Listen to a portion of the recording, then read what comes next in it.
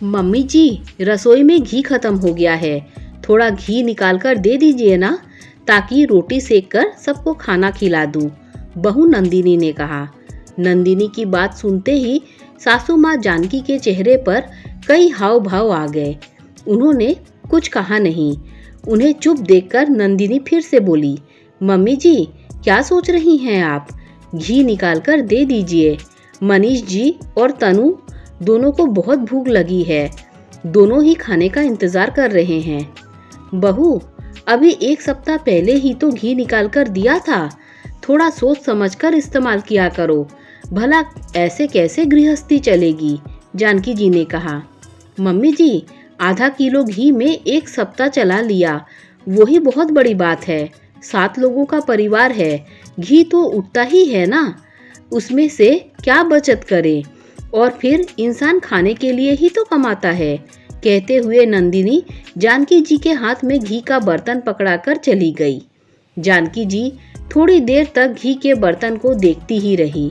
जानकी जी ने कुछ नहीं कहा, फिर उठकर अपने कमरे में चली गई। इधर नंदिनी रसोई में जाकर खाने की तैयारी करने में लग गई, पर साथ ही साथ मन ही मन भुनभुना भी रही थी। कैसा घर है ये? मैंने तो कहीं भी ऐसा नहीं देखा।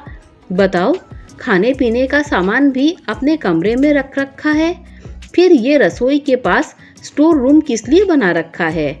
नंदिनी अपनी देवरानी शोभा से बोली। हाँ दीदी, सच कहा आपने, मैंने भी ऐसा कहीं नहीं देखा। हमारे यहाँ तो स्टोर रूम में ही सारा सामान होता था। जब भी सामान कम पड़ता तो हम तो वहीं से ले आते थे। शोभा भी उसकी हाँ में हाँ मिलाते हुए बोली। अब क्या कर सकते हैं शोभा, ये अपना ससुराल है। अब तो सारी जिंदगी यहीं रहना है। मम्मी जी से ही सामान मांग मांग कर काम चलाना है। नंदिनी आह भरते हुए बोली। नंदिनी जहाँ जेठानी थी, वहीं शोभा देवरानी।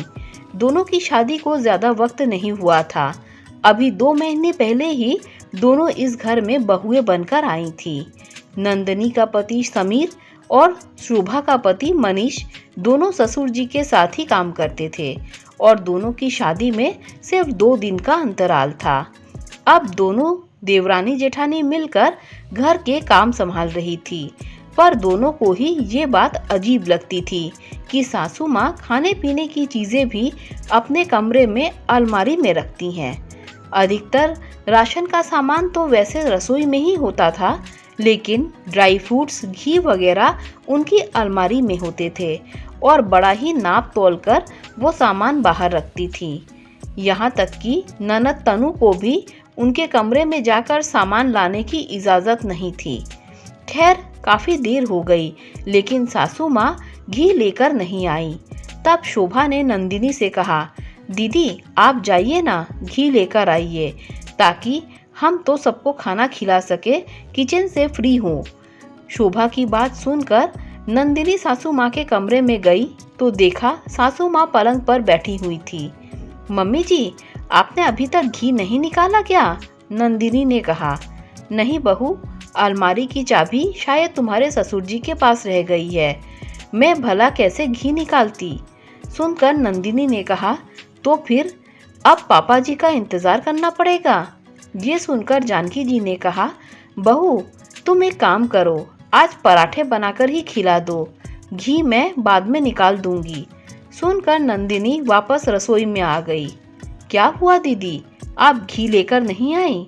चाबी शायद ससुर जी के पास रह गई, इसीलिए पराठे बनाकर खिला दो, नंदिनी ने कहा। सुनकर शोभा उसकी तरफ देखने लगी तो नंदिनी ने कहा, अब मुझे क्या देख रही हो? जो सासू माँ ने कहा वही मैंने तुम्हें आकर कह दिया। चल पराठे बनाते हैं। खैर, उन दोनों ने सबको पराठे बनाकर खिला दिए। अब सिर्फ ससुर जी और समीर ही बाकी थे। 1 घंटे बाद वो लोग भी घर आ गए। जब शोभा रसोई में रोटी सेकने के लिए आई तो नंदिनी सासू माँ के कमरे की तरफ बढ़ गई घी का बर्तन लेने के लिए, लेकिन उसके पैर दरवाजे पर ही ठिठक गए। सुनो, रसोई में घी खत्म हो गया है, थोड़ा घी निकाल कर दे दो। ये जानकी जी की आवाज़ थी। उनकी आवाज़ से लग रहा था जैसे वो विनती कर रही हो। अरे अभी 1 सप्ताह पहले ही तो निकाल कर दिया था, कहाँ गया घी? अपने मायके वालों को खिलाकर आ गई या फिर खुद खा गई? ससुर जी की सख्त आवाज आई।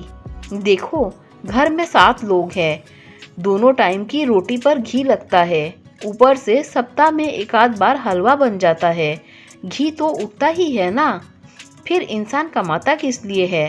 ढंग का खाने के लिए ही ना, जानकी जी ने धीरे से कहा। हाँ, तुम्हारी तरह वो लोग भी आई हैं। अपने परिवार में तो उन्होंने कभी कुछ देखा नहीं होगा जो यहाँ बचत करना नहीं आता। आधा किलो घी कोई कम नहीं होता, ससुर जी सासू माँ को डांटते हुए बोले। फिर अचानक अलमारी खुलने की आवाज आ गई। बाहर नंदिनी ये सब सुनकर हैरान थी। कहाँ वो सासू माँ के लिए ये सोच रही थी और यहाँ तो ससुर जी ऐसे निकले। मतलब ससुर जी सब कुछ अपने कंट्रोल में रखते हैं। तभी जानकी जी घी का बर्तन लेकर बाहर आ गई तो अचानक नंदिनी से उनकी आंखें टकरा गई। नंदिनी को देखकर उन्होंने अपनी नजरें नीची कर ली। तब नंदिनी ने उनके हाथ से घी का बर्तन लिया और चुपचाप रसोई में चली गई। रसोई में आकर उसने शोभा को सब कुछ बताया तो शोभा भी यह सुनकर हैरान रह गई। जब उन लोगों ने अपने पतियों से इस बारे में बात की तो वो सुनकर हैरान रह गई कि ससुर जी शुरू से ही ऐसे हैं। अब दोनों को ही अपनी सासू माँ पर बड़ा तरस आता था, लेकिन जिस इंसान का स्वभाव ही ऐसा हो वो भला किसी के लिए बदलता है। धीरे धीरे ससुर जी का ये स्वभाव बहुओं के सामने भी आने लगा था। लेकिन उस दिन ज्यादा बात बढ़ गई।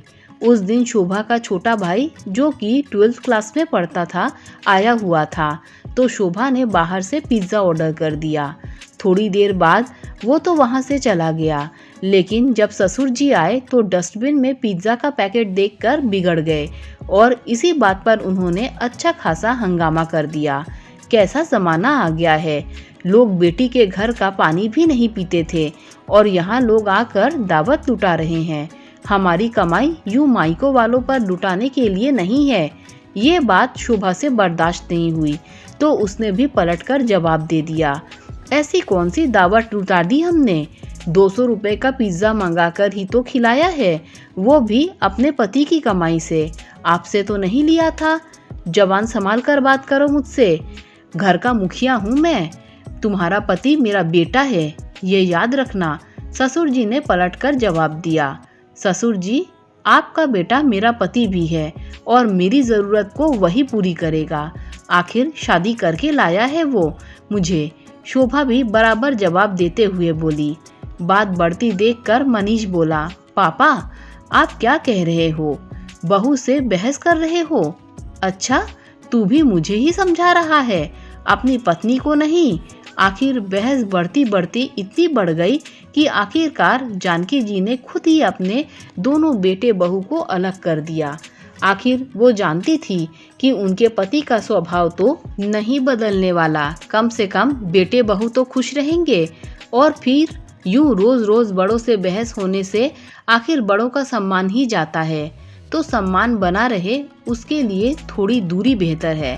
हालांकि बेटे बहू ने जानकी जी को अपने साथ चलने के लिए ही कहा, पर जानकी जी नहीं गई। दोस्तों, अगर आपको ये कहानी अच्छी लगी हो तो लाइक शेयर सब्सक्राइब कीजिए। Thanks for watching.